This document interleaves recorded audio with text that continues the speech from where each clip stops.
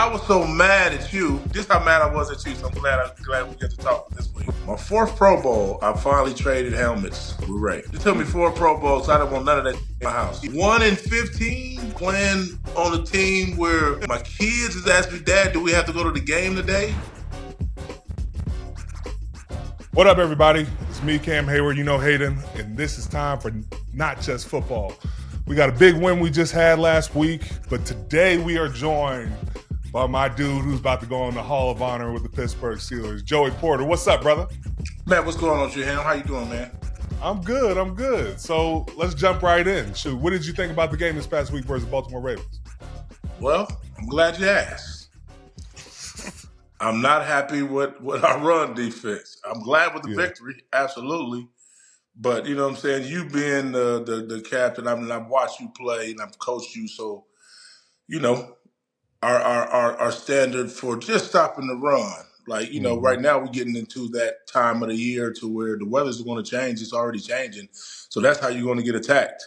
That's just what it's going to be. Most teams that can run the ball this late in November, December, and January is the teams that make it long in the playoffs. So just besides that, man, we look good. You know what I'm saying? It was good to watch Rodgers go out there, get it going. It was good to watch us, you know, get some points on offense and play collectively to a winning football game. And just that, you know what I'm saying? Tighten the screws on our run defense. Yeah. And I think we're going to be straight. straight. What are you seeing with the run defense that we need to clean up? Just far as like you there. So like, you know, I'm always I'm looking at, so first thing I do is I break down JJ. Any run, big run on this side, I'm breaking down what was his responsibility. That's just me looking at football. But then as a collectively, what I'm looking at is just like, what is being said or how do we watch it, right? Like, because, you know, it comes a point to where my main guys, like you, TJ, the front seven, where the shit's going to happen. Are we where we're supposed to be? Now, if we're just getting whooped and pushed off the line, that's another thing. Are we where we're supposed to be? Because if we're where we're supposed to be, it just comes down to making tackles. You know what I'm saying? Yeah, I get it. So how do you feel? Where are we? How is this 200? Because you got to think 250, then 200. I know you defensive guy like me, that we take the victory, but that shit don't feel good. That's not how we want to win. It's bittersweet. No, we take all victories, but defense like us, 200 rushing, like that's the shit that like make you stay up at night. You know what I'm saying? You don't never like to be, because you know what it is? It's like, they doing something that we can't do nothing about it. Like they telling you we're gonna run the ball, and you know what I'm saying? That's never a position no defensive guy want to be in. Hell no.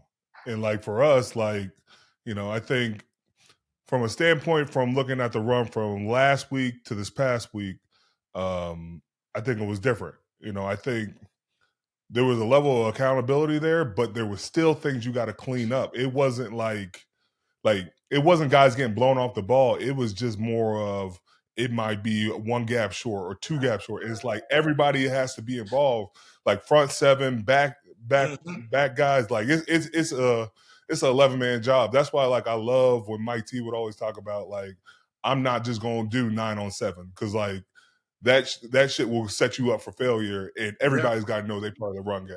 Yeah, I agree with that. He's always been good with getting 11-on-11 out there. And like you said, the thing is, if you can't identify the problem or don't know why, if you can identify why you're giving up the run, it's easy as hell to say, hey, man, check this out. We're about to watch this film. And, like, it is what it is, because that's the only way you're going to be good, if everybody's held accountable. I don't care how close we are. It don't matter, man. If you can be held accountable, then I'm not telling you nothing that you don't want to fix. Yeah. And that's it. Did you ever, when you were young, did you ever have a moment where you felt like you were called out in front of the group? Oh yeah, I got called out early. But see, that the thing about it is that shit is what you need and look for. That shit harden you, because, like, man, I'm telling you, the funny thing about playing for Cowher is, like, it would literally be 53 grown ass men and the other 10 that was on practice squad. If we lost walking in on Monday, you already knew exactly how many plays that you messed up on that could possibly make the big board. Yes. and you praying the whole time, like, man, I hope his ass don't show it, because like, you want someone how I look, man. Did I? Damn, man, hell yeah, that shit. Like you already know, and shit, you. But once I seen that, like the accountability of no matter who, because like he got everybody. It's like he not giving no passes. It was like Yeah. I'm a rookie, and he's talking to whether it's Joel Steed or Levon Kirkland or no matter who it was at the time. If you was one of those guys who messed up, man, he about to tell you. So a young guy ain't got a chance. You got to Bro. take that on the chin. So like that's when the changes was ran by. It wasn't even that like how uh, Cam know how we broke down defenses and ran our rooms with like we would have a thing called chingages. It's like if you mess up in practice, you got to pay a fine. If you had an ME, you got to pay a fine. If you had a missed tackle, pay a fine. Missed assignment, loss, all these things is how you put money in the pot. And then we go spend it that weekend or whatever at dinner. But either way it go, we keep track of who's messing up, right? And it seemed like something simple, but you was building accountability as soon as you walked into the door. Yep. Because as the captain of the room who keeps the books, every time you mess up, okay, it's like 20. Okay, there go $10 loaf. So whatever you said the number is, and then like you kind of know, like, damn, this dude gets like 8, 9 chingages a week. So now you kind of already know, shit, we already know his ass goes, he go jump inside on this play, what, chingage. So like you already know the guys is gonna get certain chingages for certain shit that they do. And like just by us holding each other accountable with something simple as that, you knew everybody's strengths, you knew what their weaknesses. You was like, his ass always can't. The double team when he do it this way, he don't ever pop the block, or he always get cut off because he always get like 8, 9 chingages for the same damn thing, right? So as a coach, you know, like shit, I'm not gonna put his ass in that situation. Yeah. Chingages tell me that. I'm not gonna have his ass outside and curl flat. He ain't went to the flat 8 times. He went there twice. He got 6 chingages of not going to the curl flat. So that's what I know. I can't call that with him. He gonna get me. You know what I'm saying? And so Yeah. little stuff like that is what held us accountable. So like Cower would get you in like he had something simple as when Coach Tomlin come in and give you the team's favorite play. So Bill was big on Wednesday giving you the offense we're about to play against their number one runs. And he'll just write it down, their number one pass, and you're supposed to be taking notes. Saturday night, he's going to ask you a question. Yep. Peasy, what's their number one run? And if you didn't know, oh my God, you feel like who wants to be the guy who don't know what the fucking number one run against the team you about to play tomorrow at 1:00, and we've been practicing shit all week. You lollygagging playing around because you think you ain't getting called. And then because he's going around the room, he don't ever want to pick the same person. Then he just call your name. You could be, and he say, PD, what's the number one run? Everybody got their books open on the ground, right? The notes out. So if you don't, I'm always sitting next to Jason Gilden or Levon or somebody, so they gonna tap you and give it to you. But like, man, we used to be paranoid of shit like that, man. You didn't want to be the guy that let nobody down doing nothing. It ain't the place you want to be in. Bro, and so like Mitch, my D-line coach, Mitch was always big on tips and reminders, and he would give you at the start of the week. And so you looking at those, making sure you know your plays. And like I used to hate like Mike T's meeting because like early on in my career, if he put up my play, I was embarrassed. Like I felt like I let the whole team down. But then Peasy took it to a different level. Peasy would have these posters made, and it would say who's on skates. And so he started putting like my face or Tua's face or like somebody who got pushed back on a poster for like roller bounce or like and so it had me hot. And so I knew I had to be in my gut. And I had to make sure I that because I put like the new roller bounce movie coming out, and I had his face, Hartgrave face, Tua's face. When I'm talking about like, why the fuck y'all so mad at me? Y'all the one was on skates going backwards. That's how you got. That's why you starring in the movie Roller Bounce. They rolled y'all ass and bounced y'all big ass up out of there. That's what the tape say. I'm reporting the news, man. I'm gonna tell you what these other scared coaches say do, because you know what they do? That knife hit different. Because when you point at the picture of what it is, and you can do it like I did it in a comedy way, because like I fuck with Cam. Cam's my guy. I gave Wobble the name. I messed with Wobble. Like I knew he was gonna be like that early. We was trying to not let him be a pass rush. I'm telling him like, dude, no, you had 36 sacks in college. I used to mess with him. In college, I told him he played at a Super JUCO. Used to piss him off. I used to piss him off. But Wobble was nice. So not to get off topic, like I had good relationships with all these guys. But I know if I'm telling them the truth, in that way, it's gonna hit. Because at the end of the day, you told me I'm getting pushed back. You told me I'm on skates. Yep. You just now tried to fucking star me in the movie Roller Bounce. Which, if you put a D lineman in Roller Bounce and starting him, that is the biggest slap in. There was one D lineman we said he kept getting not scoot, but super scoop. So we started saying he's going to start his own ice cream company talking about super scoops.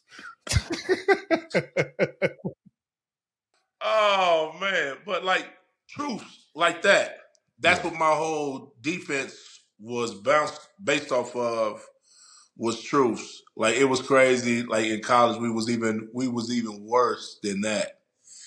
In college, we had this thing called, like, if you play bad, it's called the player profile. So when you come into practice, you got the big board. You play bad, the player profile might start on the bus ride home. Somebody got the pencil and they're already drawing a picture. They're gonna draw a picture of the play that they go break down. And then it's gonna say, like, it's all made to be made fun of whoever we want to make fun of collectively. So to say sources, one of our local news reporters, or like Big Time Pizza, that was one of the sponsors. It'd be like, it'd have all these goofy things that we say and who we asked to get these answers of, like, how we came to this conclusion. And then once you posted it on a big board, so it's basically the team telling you, like, damn, you didn't play good, and this is what we see. So when we do that, it's either one way you go take it. You go take the criticism and bounce back, or we had another thing that was called the tank. Because if you go in the tank is worse than the portal. There's people in the tank right now still that they never came out because they just went in the tank. You know what I'm saying? The tank worse than the abyss. The tank don't let you out. Marcus. Got this dang puppy, man. He hear me talking. He want to come out. Peasy, you've had a lot of legendary moments for the Ravens. Does it ever get old in beating the Baltimore Ravens? Man, listen. If you want the fastest recipe for making you feel worse, think about how we all feel after last week. Taking all the criticism, the fucking booed Renegade. They booed Renegade. I was so mad at you. This is how mad I was at you, so I'm glad we get to talk this week. Yes. I was going to call you because I was so mad at you last week. Not how we played, just your interview.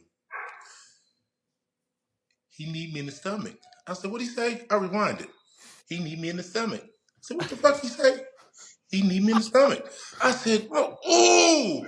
I was so mad just to him. I called him. I said, man, you see Cam? What the fuck is Cam talking about? He need me in the stomach. Me and my motherfucking D-tackle talking about a quarterback who needs you in the stomach. Like, I don't give a damn if he need me in the stomach. We go kill him. Like, you'll never know why I killed him.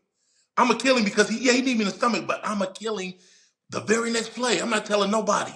I'm going to kill him. And I'm just going, the only thing that can save him is Cowher has to burn a timeout to get me out of the game. And he has to literally come out there and get me because I'm not walking to the sideline. This motherfucker's dead. I'm killing him the very next play. Yeah. So I was mad at you for snitching. We too big to be snitching on a quarterback. So I did not like that. Not my D-tackle. They was asking me why I was going at it after. And that's the only reason. I'm telling you, I didn't like it. I don't give a damn how we got there. I did not like it. That was not my D-tackle, not you. All right. Not you. So I was mad at that. But then we come back and beat Baltimore. And that shit is all forgetting. Like that, they are the team that you beat that heals wounds. Like you beat Baltimore. Now we know we get to lick the wounds from them other games. take that momentum and get ready for Monday, man. You know how it can happen. Like these few weeks leading up to where we got to go is just 1 week at a time. But if you start playing your best football now, like how Aaron was playing last week, tighten up the little big runs we had on defense for the most part because we was keeping him contained. Just had a couple of big runs they sprung out that made the numbers look worse. But man, you stop that and start playing consistent. Man, Baltimore is always the game to make you feel good. No matter what the records is during the year, you beat Baltimore, it means something. In our rivalry, if you know, you know. You play in it, so you know. If you're a Yinzer that root for the Steelers, you know. It's just that's a game that no matter what teams are doing, you beat them, you feel better. Joey, I'm curious. You have such a unique perspective when you watch this team. You're a former player, a former coach, and you have a son on the team. How do you go about watching the game? Do you have your dad hat on, your former coach, former player hat on? All of them, because I'm in fan mode. Because that's why I like doing the tailgates and all the stuff that I do. Because I'm really in fan mode, having a good time. I'm in dad mode because I want to watch it playing. And then the coaching mode is me trying to figure out what they in when it's happening. Because like as soon as I see, based on my son when he on and off the coverage, I'm trying to see what coverage is so I can see if he's doing what he's supposed to do right or. I don't try to overanalyze, but that's just gonna be in me because I played football for so long and I've been in that building. One second, let me get this dog. Hey, Marcus. So what I'm saying is, yeah, I have all hats on because like I'm that involved. Like I love football that much to where, as I'm watching it, I'm in straight fan mode. But if you see something happen, yeah, I'm putting my. I mean, how can we fix that? Like, why are we doing that? That's just me watching football. I'm gonna do that regardless. Joey, last time you were on, you told stories about, you and Ray on the bus and everything. Was there anything else that stood out between that rivalry between y'all, between you and T Suggs? What was that like? I mean, when Suggs came in, he was doing this thing. He was a little younger, and I was almost on my way out of Pittsburgh, headed to Miami, and the rest where I finished my career in Arizona. But even with Suggs was a young when I was, he was just jumping in where he was watching where Ray and them was, because Ray and them won early before Suggs got there. They won with Boware and Sharper and Saragusa. I was there when they won that championship. They beat us. So when Suggs and them came in, that's when they started with Nada and all them. They still had Ray. Their defense was still good. And shit, those was the defense. That's who we were competing against every time. You know what I mean? Like, we watch their defense get better. We watching our defense get better. Like, we know exactly what we're about to play against them. They're about to have big-ass Jamal Lewis. We're about to have Jerome Bettis. We're about to have Willie Parker. We're about to have Deuce. They're about to have all their running backs. And that competition of how we played, I think because we mirrored each other, we want to have good defenses that we both was relying on at the time. It made us fight each other because we was both trying to win the same way. We was trying to win in defensive style, run the ball, shorten the game, and let your defense get you out of there. Like we wasn't really throwing the ball like that back then. We was really pounding you. We might pass it 20 times, but we definitely go running 40. And we mirrored each other's. They had a good D. We had a good D. And we didn't like them. You know what I mean? So that rivalry was always up. Like no matter – it was bloodbaths, man. I laugh at it now because if you go back then when we played, you wouldn't even ask somebody for a jersey swap. Like that was you would be looked at crazy for even thinking that we about to change jerseys. The first Baltimore Raven anything I've ever it was on my fourth Pro Bowl. My fourth Pro Bowl, I finally traded helmets with Ray. It took me 4 Pro Bowls. So I didn't want none of that shit in my house. I wasn't gonna I wasn't gonna hang it up. I wasn't going like we was different. I wasn't gonna hang no Bengals shit up. I got Chad jersey. I mess with a lot of them guys now, but when we played, we wasn't training with you. We wasn't working out with you, and we definitely wasn't hanging none of your shit up in our house. It just wasn't happening. So I laugh at how the rivalry is now because the cool thing is if your boy play over there, get the jersey, swap jersey, take pictures, all the stuff that they do in the 20s. When we played, now the beef was like, it's funny how serious we took it. We took that shit way too serious. I'm serious. Like, we took on beef. Like, I don't know what they did to the old guys before us, but you was birthed into some beefs that was real beefs. It was different. I can't even explain it. Joey, I'm curious. There's a lot of former Steelers in the media that comment on the Steelers. James Harrison just started a podcast. Ryan Clark, Ben Roethlisberger. What do you think about some of the comments they make about the Steelers? They tend to be critical sometimes. What do you think about that? They passionate because we lost, and when we lose, you know, and if it's going a different way, if you win, one thing about the old guys, if you win, that's the way to do it. That's it. That's all because it won. You know what I'm saying? Like they used to bring the older guys in there, Mel Blunt, and all them guys that won them 4 championships in the '70s. And what could you say when they telling you something? They won. Like they have all the rings. So like when they said something, their audience is going to listen. You're going to listen because shit, that's part of our history. Mm-hmm. So you can never be too cool to listen to when the people who made the history have something to say. So we've always took it. Mm. Now I think we're into the point to where now some of the guys getting on these different platforms and they take their shots and say certain stuff. They got different agendas. Being mad about how we not playing, it's been a Steeler culture rule. Like no matter when we don't like something, what good do it do us to tear down another Steeler or another guy that's in our building? It ain't something we preach. It ain't something we did. It ain't something we do. We covered more secrets over the 30 years that I've been part of the Steelers than we told. You see what I'm saying? Mm-hmm. It's a lot of stuff that happened that's never been told because we don't tell it. You know what I mean? They're barely hearing from me in 20-something years because I ain't never had nothing to tell. What goes on in our building on 3400 South Water Street, that's what happens over there. Mm-hmm. Nobody's supposed to know about it. So when they do it, I look at them like, what is that about? You know what I'm saying? What's the reason? Now, Ryan, he's on TV. He get paid for it. He got to say it. Good, bad, and different. He might, whatever edge he pushed too far, he's a true diehard Steeler, though, Ryan. So RC ain't never coming from he just now at the point, when it's bad, we can't act like it's good. Mm-hmm. Now, am I going to say how far they're going to go? Ain't nobody paying me to do that. So I ain't gonna do it. It ain't nothing in there for me to tell how bad I think it really is. Come on, man. It ain't good right now. What the fuck we mean? We don't want it to be bad, but shit.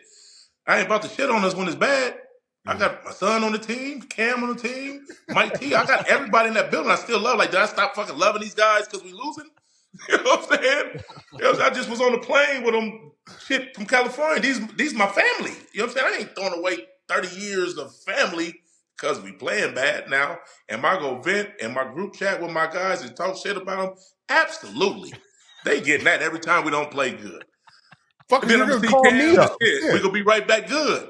Exactly. You know what I'm saying? You call me up. I don't care. Like, no, but I'm saying that's how I do it. Like, I'm going to call him. I got a handful of guys that I talk to that I vent to when it's bad. Yeah. You know what I'm saying? And that's where it go. I be in my golf cart sometimes talking about shit, how I can't go to Y and stuff like that. That's just me having fun. But like, I can't take that shot because for one, it ain't that deep. You know what I'm saying? I've been in enough football games to know what not playing good football look like, or to take the shot that's coming for somebody's job look like. I ain't never been in the position to take that shot, and I never want to take that shot because it's not a shot I want to take. I actually care for people that's in that building and always will. So it's just certain shit that I ain't gonna never say.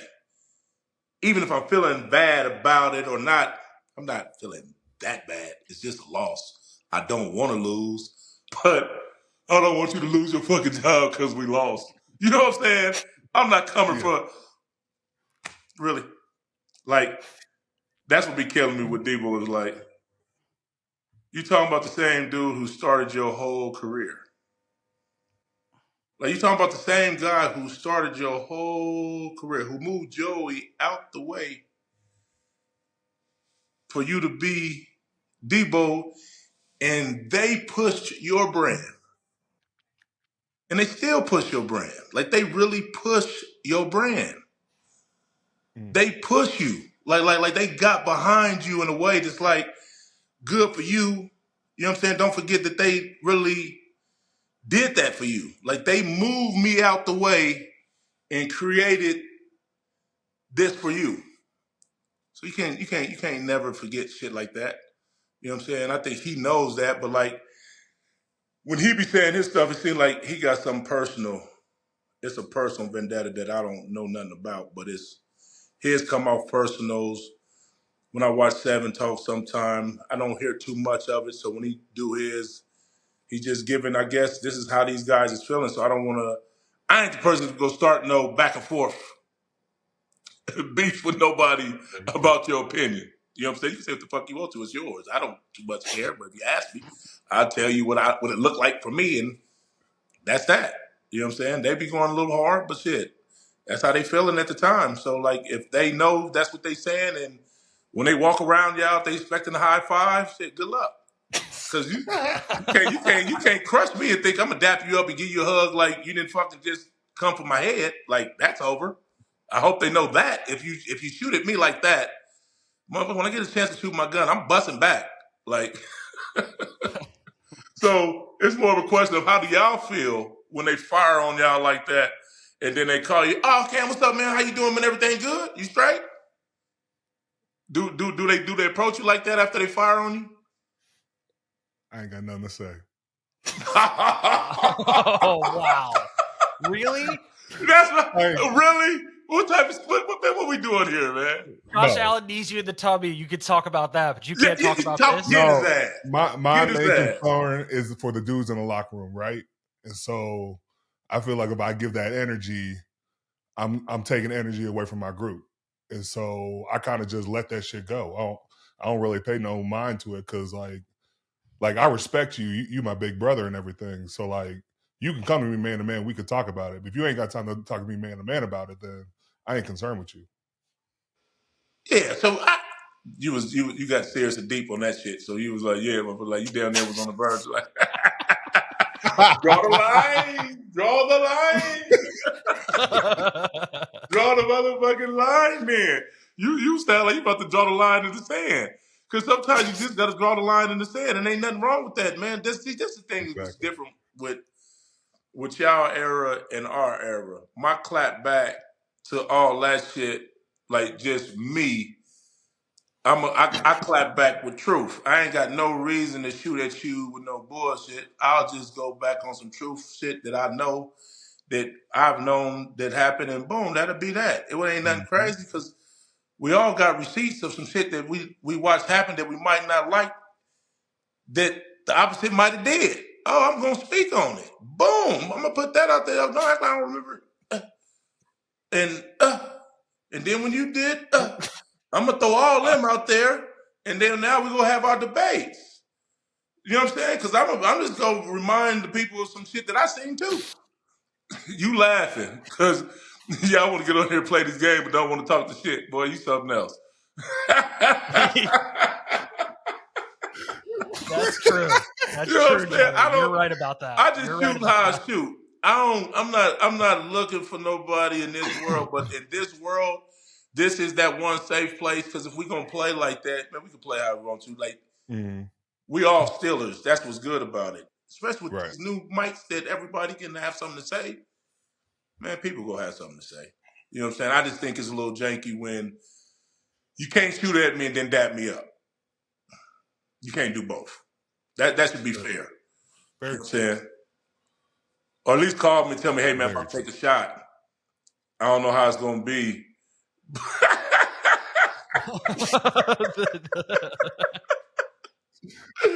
Let me know. Let me know. Tell me something, Let me know. No, but it'd be wild, man. But like I say, man, losing to bring all that out, that's the only thing to bring it out because we all Steelers when we winning.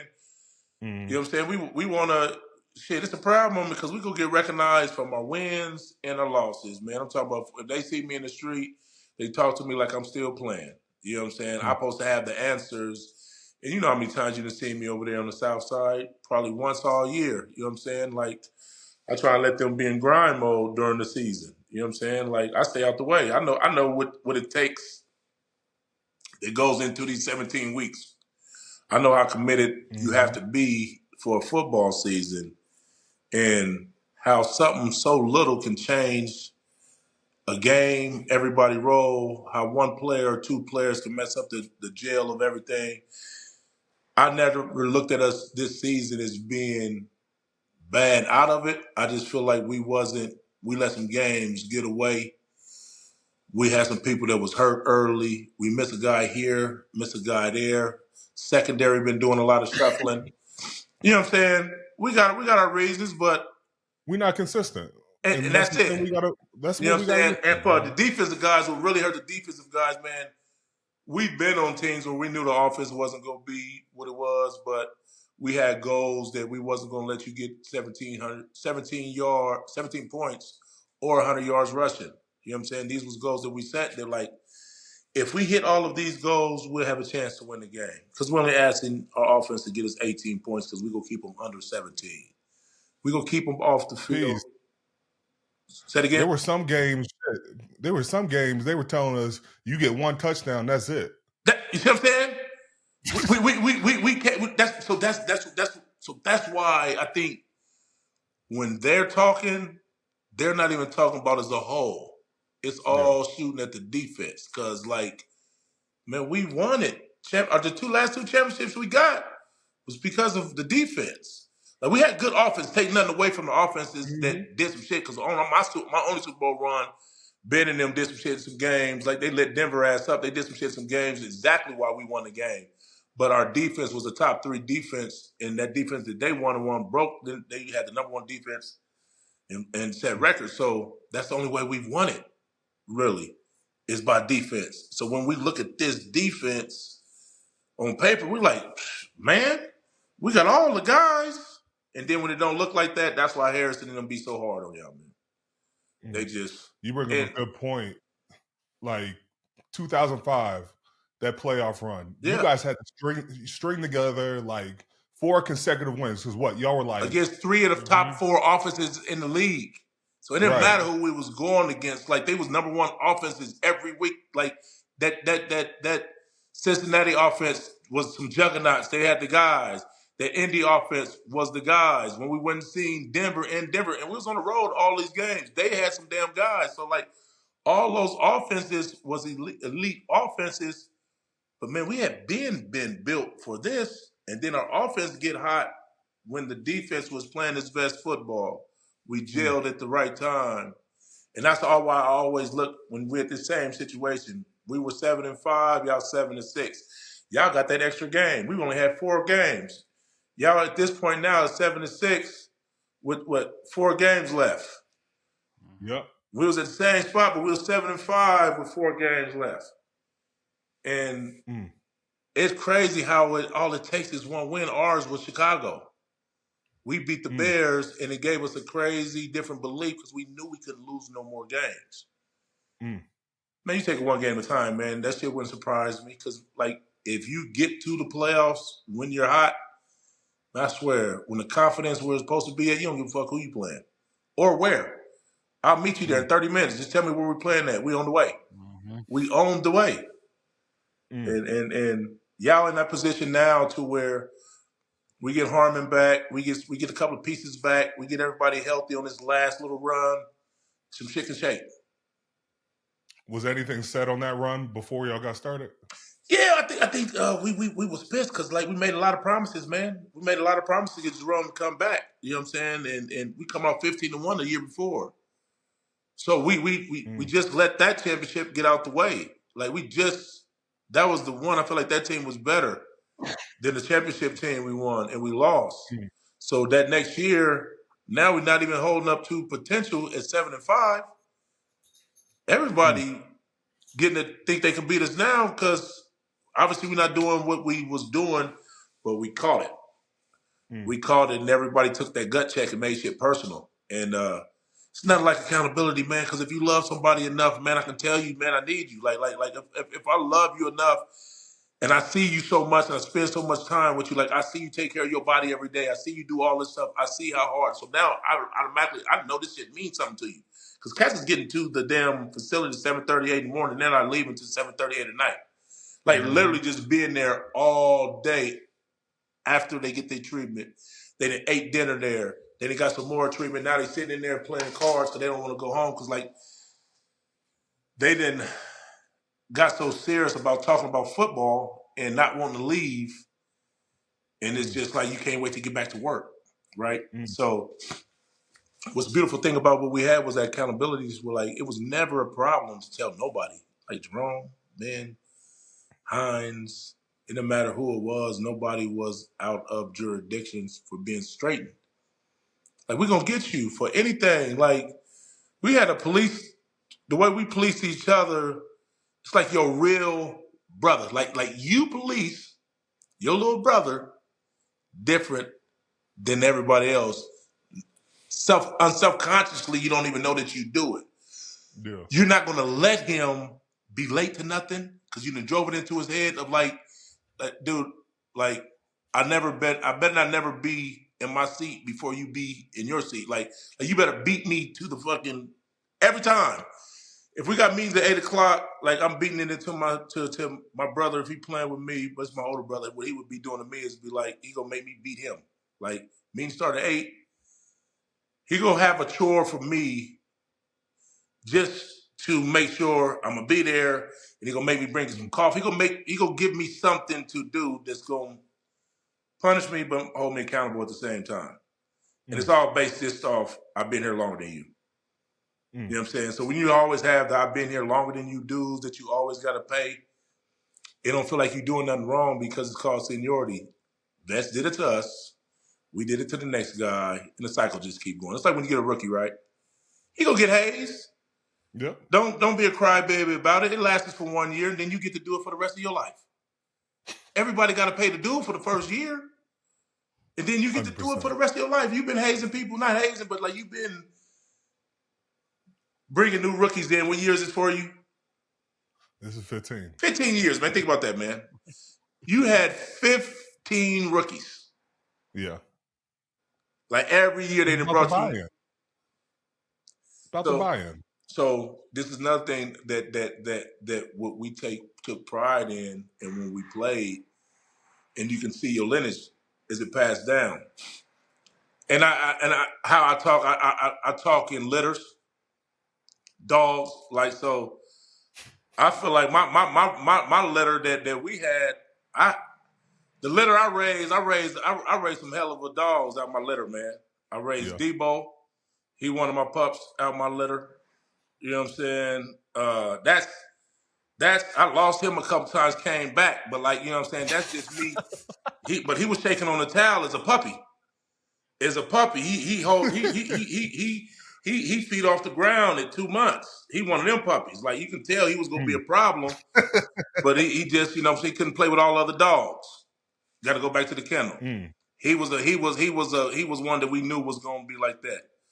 Foot my guy, but he played middle, but that's still my guy. Just so, like, everybody that came in after me, because I come up under Jason Gilden and Levon Kirkland. I'm fresh out. They raised me. Kendrell Bell, Foot, Debo. Then you had some guys that just didn't make it, that you tried with, that, you know what I mean, it don't work, but like, you know the guys that you came in and you taught them the lineage, and they taught it and they passed it down. Yeah. You know what I'm saying? So you got 15 years.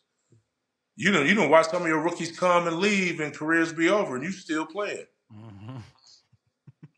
Very true. How many guys that you've brought into the league that you feel that took y'all mold and play the way that you feel like that you learned it from how the game is supposed to be played, the true Stiller way? How many guys that you taught the Zach Stiller way? Because when I was teaching, I learned the Stiller way, so all I knew was one way.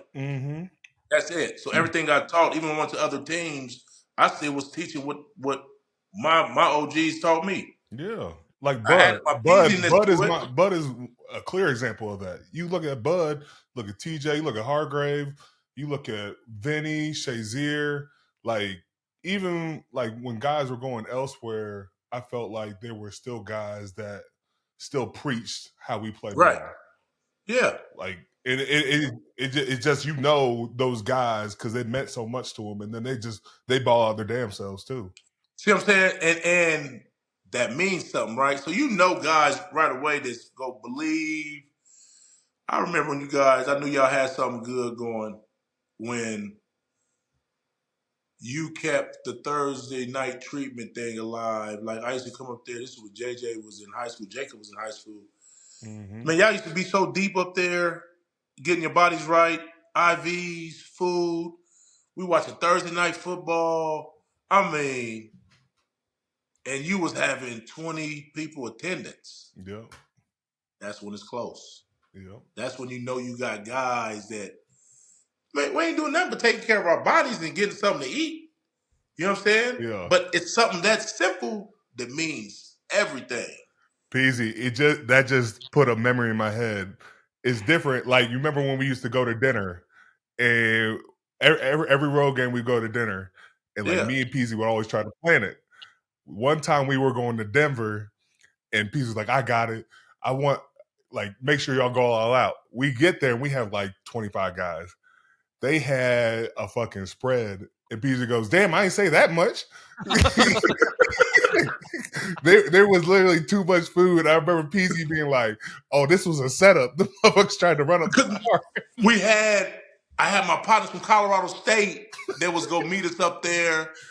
But I remember it was a high-end ass restaurant, man. God, yeah, y'all tried to, man. Come on, man. They tried to do your boy wrong. Like, I'm not the rookie. I ain't supposed to get hit with this crazy ass bill. Like, what I was making as a coach, I would have, man, come on, man, y'all can't do this to me. But we had stuff like that. You got to think. Man, that little shit like that is how you build it.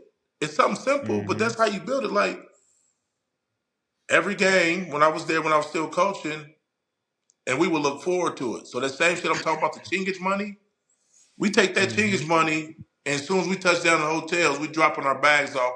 We meeting back downstairs in 30 minutes. And all of us on the defense, and sometimes some of our offensive guys, because they see that we're so close, we're all about to go have dinner with each other and talk about it. Get our good meal in, go back, get ready for these meetings. And then get ready to go to bed and get ready for this fight tomorrow. And we did it every week. I remember when we started with the group we started with and what it built to. It started with a handful of guys with the linebackers and the D line. By the middle of the season, man, we was getting tables for 8, 12, then it went to 20. Now we getting the whole defense in there. I remember it was so packed that one time Omar and them got the bill for us a couple of times. Yep. You know what I'm saying? Because they was liking that they can see it. The guys is like this, you know what I'm saying? And when you have that, something that simple, think about it. All we doing is breaking bread. Yep. That's it. We breaking bread, hanging with each other, about to go back to the room, get locked in for the game. And it's little shit like that, but that was what we did when I played my era. That was every time. Pass it on to y'all. You had some head. Say that to say this. Where is it now? Do you still do that? Oh, hell yeah. Bro, we do it more with even more offensive guys now. Like, shoot, Good. Aaron's part of it. Like, everybody tries to be part.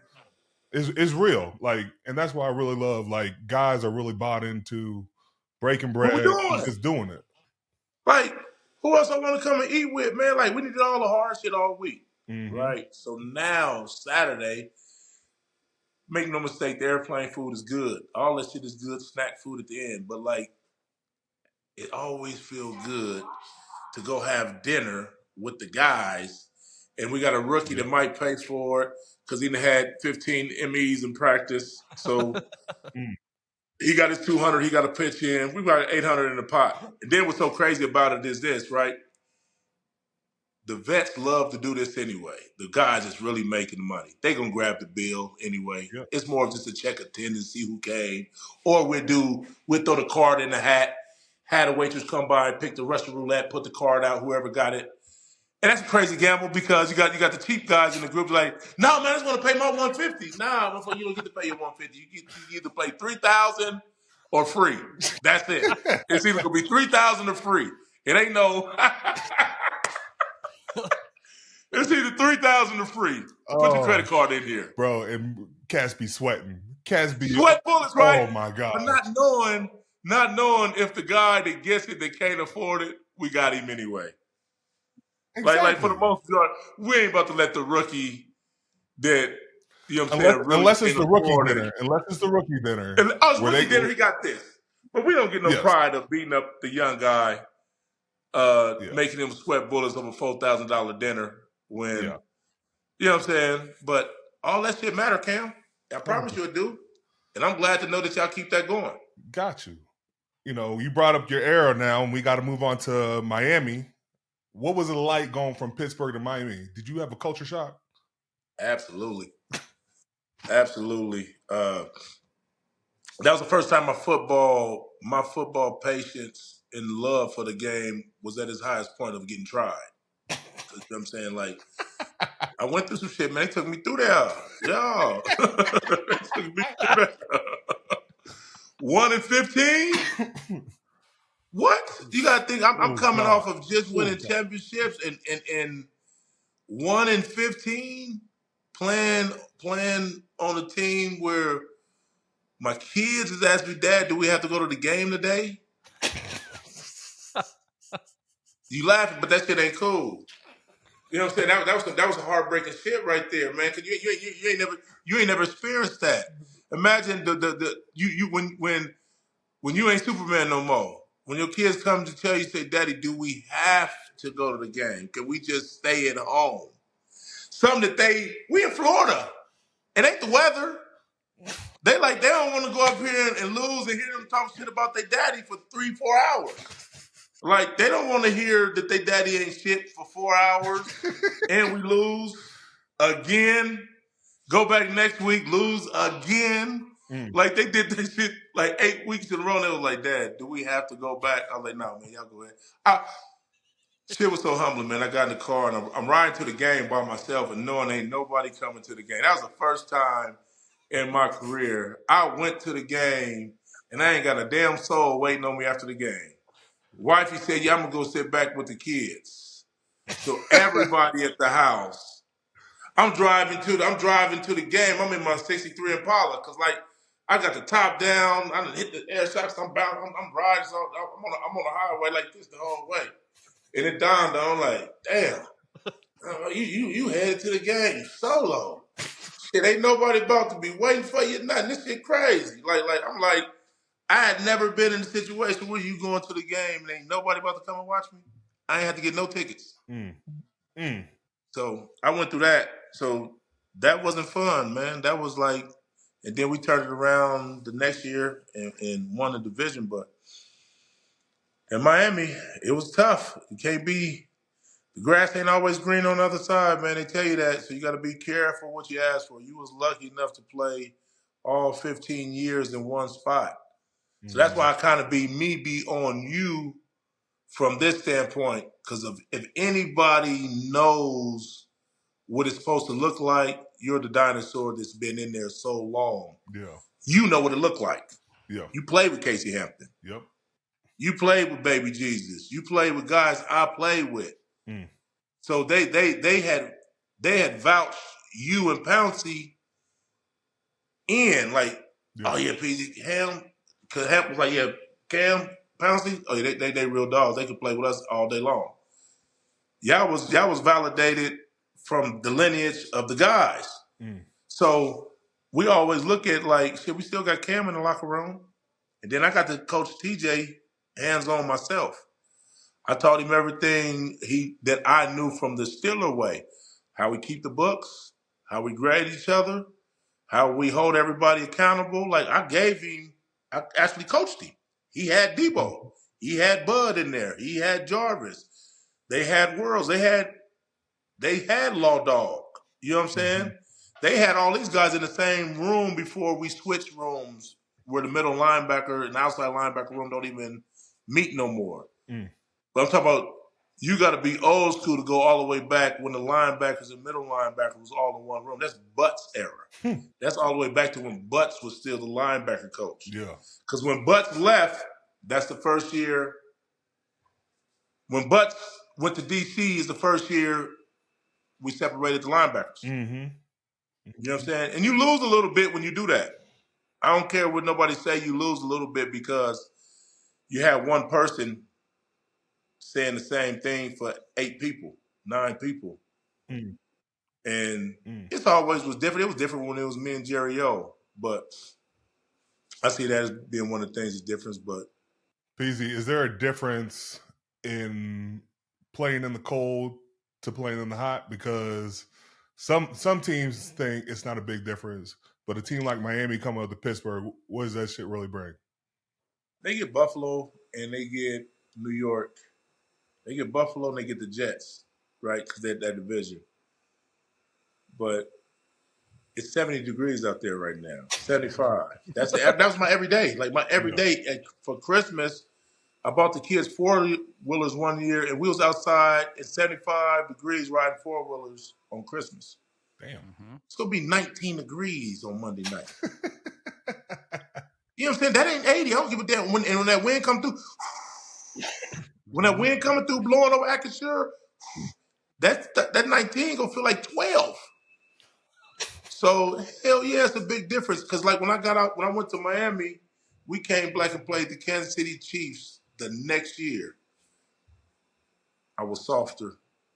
I wasn't the same. I had got softened by Miami. I did. That wake up to 75, 80 every day, no matter what you go. No, you're getting 75 no matter what.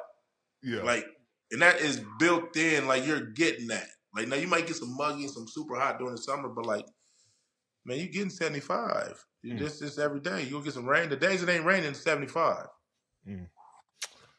Jason, that can't prepare you for 19 degrees playing football where your helmet is hard as a rock. Where the ground is so cold you can't take a knee. Because you're taking a knee on cement. You know what I'm saying? Those are different conditions. What was it like playing with Jason Taylor?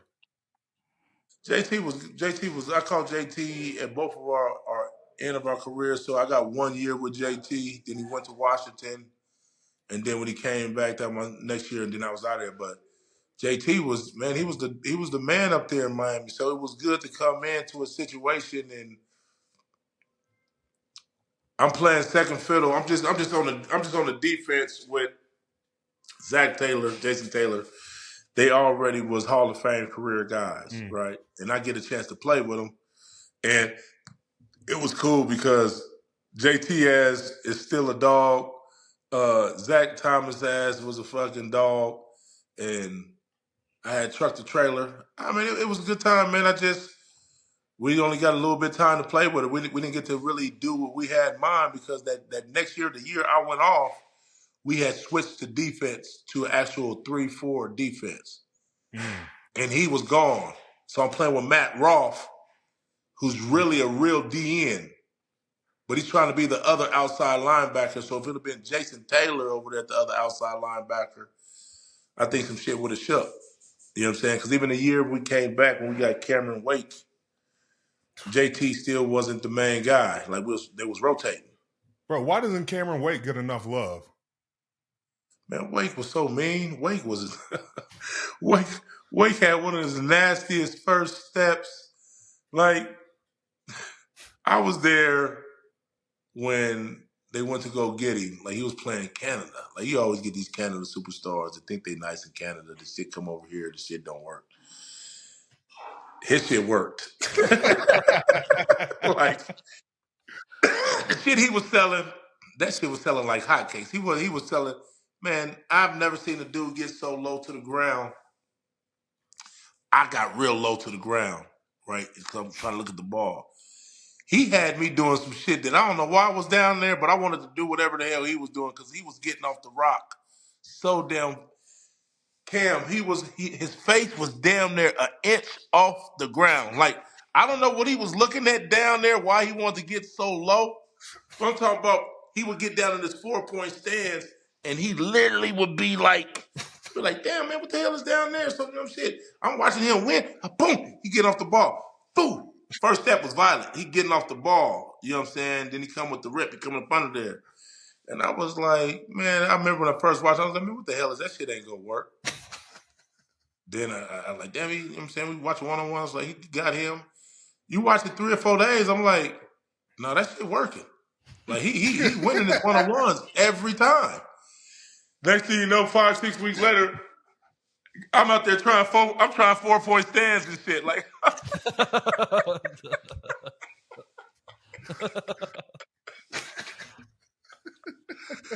hey, Kevin Wake.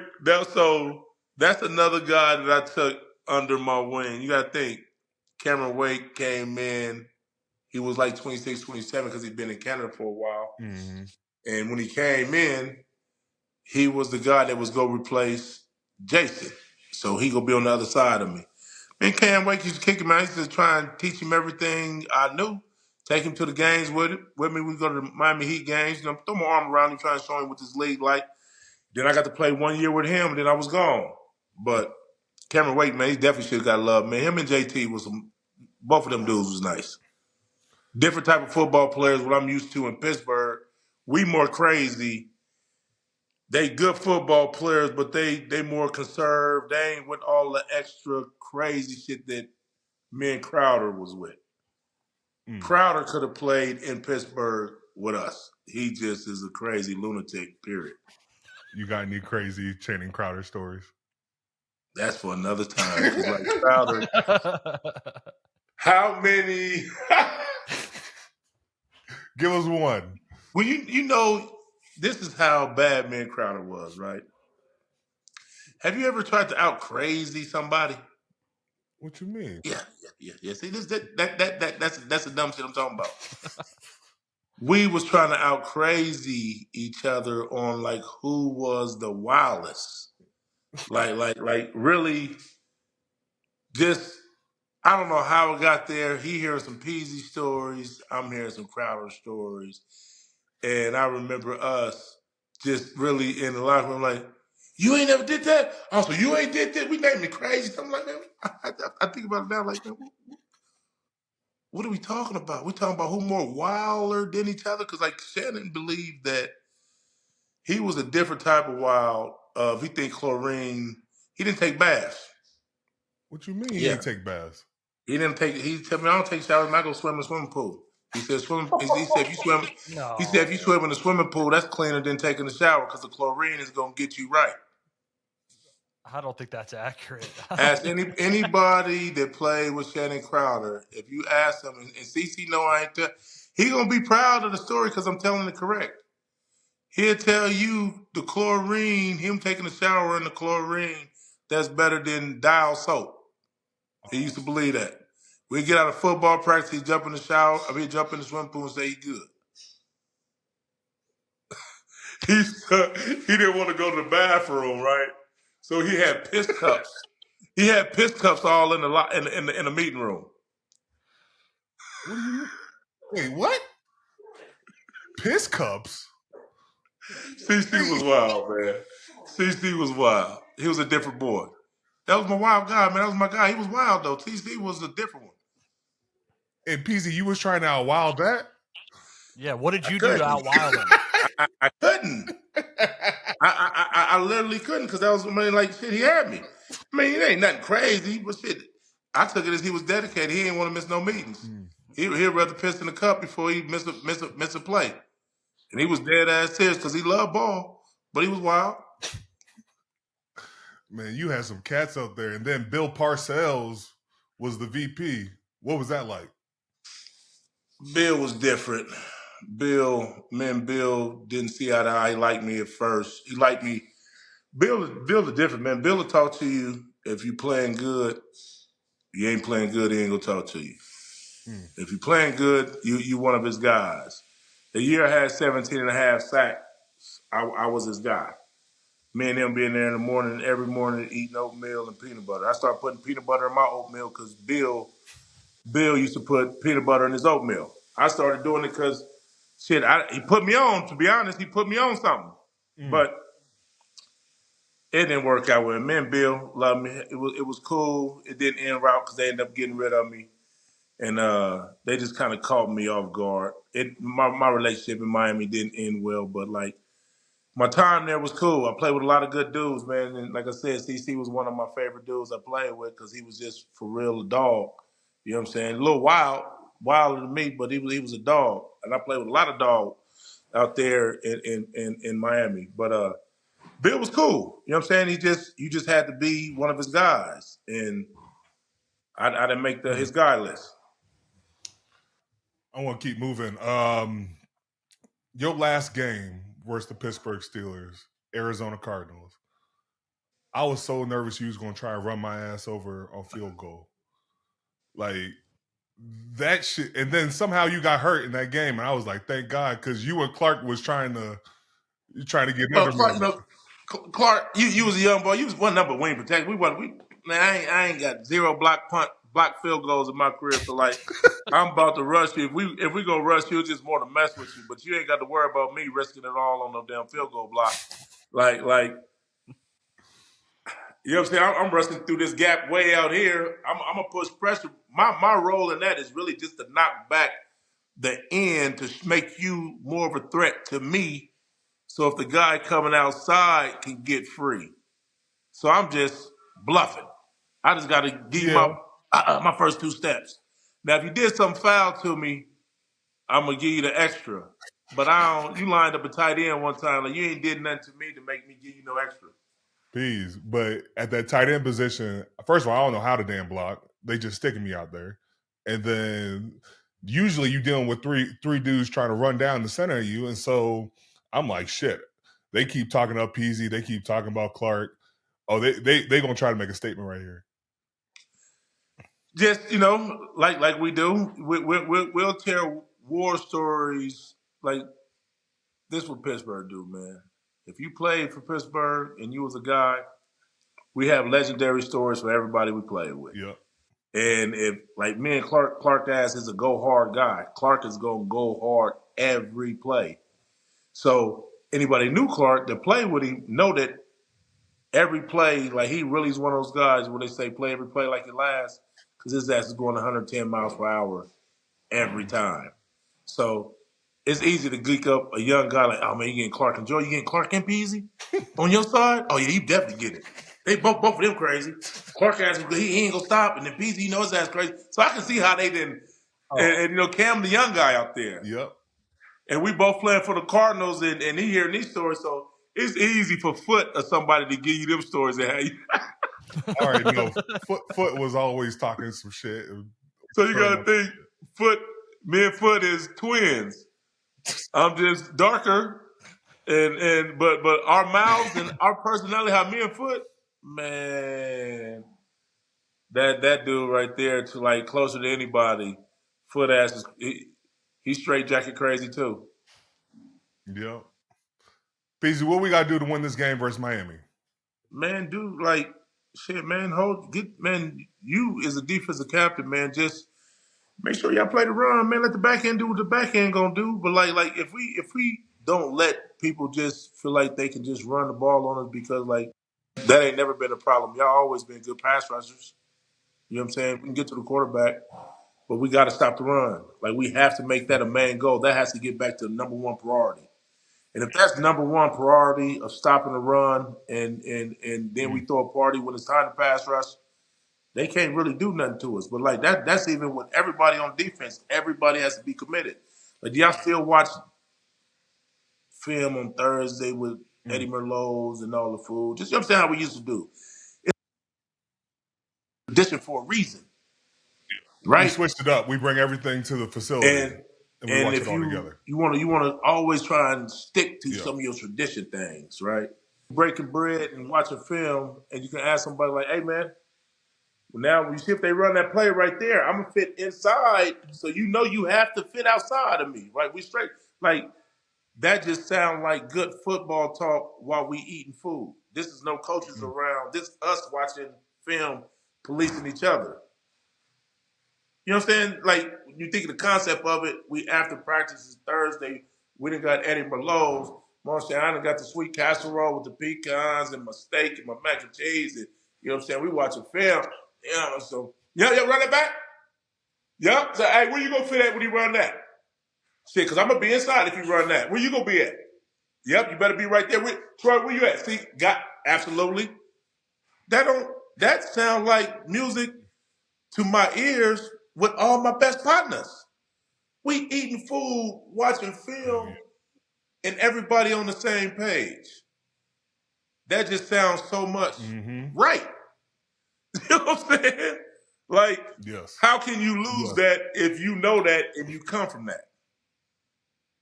You can't lose it because if you lose it, that means you gave it away. Because that's all you know. If we ain't doing that, I'm not taking it as serious as it has been in the past and always been. That was one of the beautiful things I did. When I left, we were doing that. I came back 10 years later as a coach. And the only thing that changed is the food got better. It went from Crawford Grill to Eddie Merlot's or Capitol Grill. But the concept was still the same. And then we, the coaches, we waiting in there. We like, damn, we can't even get no food till they finish. But we happy that y'all in there watching. Real shit. And then the coaches get mad at me because this is how much I rock with Cam and them. One of them had been, they go, y'all was messy because y'all would get me in trouble. I told Ike this the other day. They would come in and say, PZ, here go your plate. They come and bring me a plate. You know they already mad because, like, that's that player coach privilege shit that I'm getting, right? They rocking with me like I'm still with them because they give me the plate, but all the other coaches can't get none until they done. No, now all the coaches just walk in during the meeting. Because y'all done made them now they quit caring. Because y'all done made them, they done got too comfortable. It's y'all meeting. You gotta understand that. We ain't paid for none of this food. This y'all shit. Y'all done put in and did this. We supposed to get it after the fact. And I was cool with whenever I got it, but, you know, when you used to kick a little ass, you get a little privileges. I kicked enough ass so I can get my plate early with the guys. And y'all used to have them boys mad with that. But, like, man, it's little shit like that, Cam. Little shit like that mean a lot, man. It's something simple, but, like, at the end of the day, we eating food and watching film with the squad, with the guys that I'm about to go to war with. If I can call you out where you're supposed to be at while we eating food, you think I can't tell you this shit on Sunday? That's why we was watching it all week. So if you mess up on Sunday, man, it ain't even me. It's me more of me like, God damn, man, you said you was going to get it. All right, man, shit, hey, we ain't going to talk about it no more. You know where you're supposed to be at. Boom, we on to the next play. If I can't have that dialogue with my brother, then we ain't got nothing. And it ain't going to never be what I want it to be because I'm not asking for nothing, man. I'm asking you to be on the same page as me, accountable. Man, listen, man, when I mess up, I never worried about the coach putting me on the big board because I'm so pissed at myself that it ain't going to happen again. I can take that in front of everybody. And I'll be so mad. I'm the type, I'll be so mad, I'm going to give y'all a speech. That's how mad I am. I'm about to give y'all a speech. Y'all ain't going to never see this shit again, so go ahead and be happy with it right now because I'm that type of put anger towards myself to, like, who wants to be the guy where they're looking at you when it don't go right? I dropped the pick. Close with this. We was playing AFC Championship. We playing New England Patriots at home. We knock Brady out. Bledsoe come in. He throw a little out route. I break to the curl flat. I pick this thing. I'm about to walk into the end zone, win the game. I catch it. I thought I caught it. I looked at the end zone. I dropped it. And I thought I caught it again. I looked back at the end zone. I dropped it. I dropped the ball. Man, I cried. Oh, I'm talking about the snotty nose. I had that. But that's just how bad it hurt because you wait your whole life for those opportunities to make great plays and be the reason for something. And I had my opportunity and I didn't make it. I didn't have nobody to blame. They called the right defense. I was in the right spot. I dropped the damn ball. But, like, the pain that I had for those type of moments, it was no need to – like, I just didn't make the play. You know what I'm saying? I had an opportunity to make the play. I didn't make the play. But the accountability that we hold each other for, like, man, they was putting their arm around me like we was at a funeral. They're like, man, you gonna be all right. Like I'm getting it, you gonna be all right, Peachy, man, and let it go, man. You gonna be all right, man. This is after the game, man. This in the locker room, man. I ain't even made it outside to where my mama at yet. And I had been in there, broke down, crying for 15, 20 minutes before I even came out the locker room. You know what I'm saying? Like, but I'm saying that to say when football or something like that mean that much to you, how the hell is it wrong for telling your partner, hey man, like you supposed to be in that gap? Yeah. Like no freestyling, no none of that. If you got a C on your chest, like now y'all got the C's with all the different bars, motherfucker got purple hearts. We ain't got no C's. Y'all don't do the captains? We don't get no C's. You know that. Oh, I thought You get the stars though. You get the stars. Oh, y'all get the No, stars. you don't. You don't get no stars. You don't get shit. Man, I definitely seen a C with some stars, man. I seen the bars. Yeah. Where's that? On the jersey. It's on You the ain't never looked patch. at your jersey? Yeah. Hell no. I ain't never seen that. Oh, you tweaking, man. You See, are that's wrong. what I'm saying. Look, they giving them away so much, he don't even know what they look like. Yeah, hold on. He don't even know what they There look ain't no like. C. We don't get no C's. Man, I know you tweaking. Y'all crazy. I done seen it. Bro, I don't know what you talking about. I've never seen a C on my fucking jersey. Man, come on, man. You tweaking. I'm not. That's the Mandela effect. Y'all thinking something there and it ain't there. So you mean to tell me we the only team that ain't got the C's with the stars and bars? Ain't nothing there. No I told C's? y'all. No C's on the chest? No C's. I didn't see it. No I didn't C. see it. Get the hell out. We're gonna keep So looking you mean for I it. just made that up? So Yes, when y'all you walk just out made there that as up. captains, you mean to tell me y'all don't have nothing on your chest? Nothing. Dude, I ain't tweaking. I seen Aaron Rodgers bars and stars. I know I did. What? Peas, you worrying me right now. Peas, that don't Allison, sound man. right. He's Hey. right though. He's right. Like the league has it. Like their guys have a C patch. Just because you don't have it doesn't mean they don't have it. But I'm looking at a picture of Aaron Rodgers with it on the. I Jets know. and That's the what I'm Packers. saying. I He's done right seen about the it. C's with the stars He's right and about bars this. underneath, man. Where? He's right. I He's seen right. that. Yes. Where is You need this? to ask I for ain't your never. Dude, patch, so Cam. they You need to tried ask for you, your patch. fake ass captain. That's why you a fake ass captain. That's why you don't have the real powers you got. You a fake ass captain. You ain't a real captain. That way you ain't got no seat or bars. They just let you walk out there because you old man River. You've been here forever. They say, let Cam ass walk out with him. He can walk out with him. Don't give him no decorations. Don't give him no stars and bars. Just let his old ass walk out there. He don't even know that he ain't got a seat. I'm looking at. I've never seen a C on my damn chest. What are y'all talking about? Hey, let him walk out there. He a captain. He don't even know he a captain. Cause they like his old ass don't care. Just sit him out there. That's crazy. That's Hey, crazy. Joey, we like to play a game on here where we ask Cam anything. He's got to answer the question. I'm giving you full reign to ask Cam whatever questions you want about whatever. Could be about the team, could be about personal, whatever. He's got to answer it. So the floor is yours to ask him whatever you want. I'm gonna ask you a real football question this is for the Steeler Nation. Yeah. What do you think we need to do? What commitment we need to do to stop the run is a defense. What do you think we need to do that we're not doing? Because you see that we get some of it sometimes, but what is that little thing that you think? Because everybody else had their opinions. What is Cam's opinion of what we need to do to stop the run? One, you got to be more consistent. I think some of the shit comes down to not trusting the guys around you. I think you got to do things outside yourself. Like, as a D lineman, tell me what gap I got, and I'm going to make sure I'm in that gap because that's my gap. And I think sometimes it's like, well, I could do this. I could help out.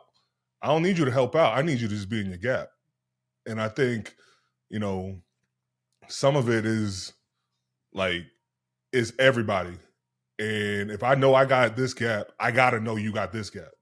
Like, and it's got to get strength. What we always talk about, we want a runner to go east to west rather than north to south. And so it's got to be like, all right, bet. He's got that gap. All right, then he's coming out here. Then he's got this gap. Then he's got this gap. It's got to be a wall. And sometimes it ain't a wall. And sometimes either the wall gets stretched and then there's a hole in there. But then sometimes it just comes down to kicking ass. Yeah.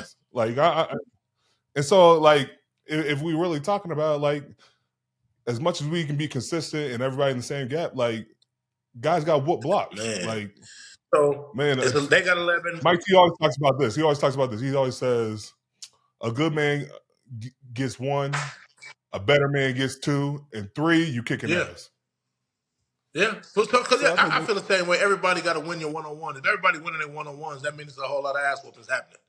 You know what I'm saying? If I Yeah. beat my guy and everybody on the front line beat their guy, that means we winning. But Yeah.